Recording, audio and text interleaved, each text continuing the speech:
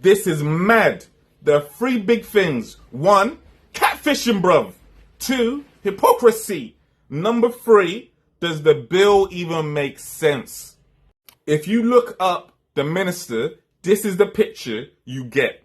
Newspapers are using this picture as well. In both cases, she's all right.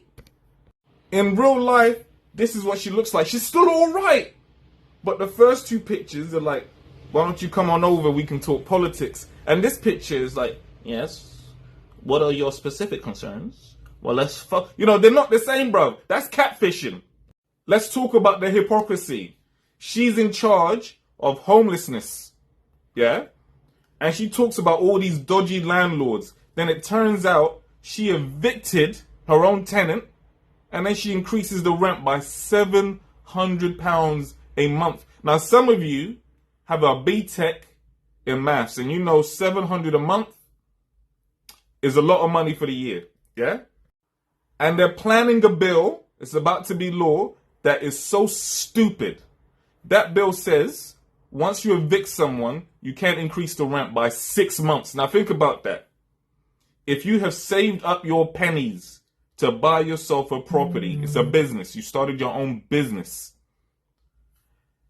and you don't raise the rent for 20 years because you say, every year you stay with me, I'm going to keep the rent the same. That's a bonus. That's an incentive for you to stay. And over 20 years, you start losing money. But actually, it's cheaper to lose a little bit of money than to have an empty property. So you say, that's cool.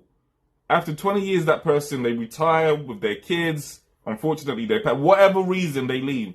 The next person that just arrived on day 1, if you try to say, well, now the rent's going to be market rate, you're not allowed to do that. They say that's unfair. So based on the new bill, what she did would be illegal. She's the one in charge of pushing this through.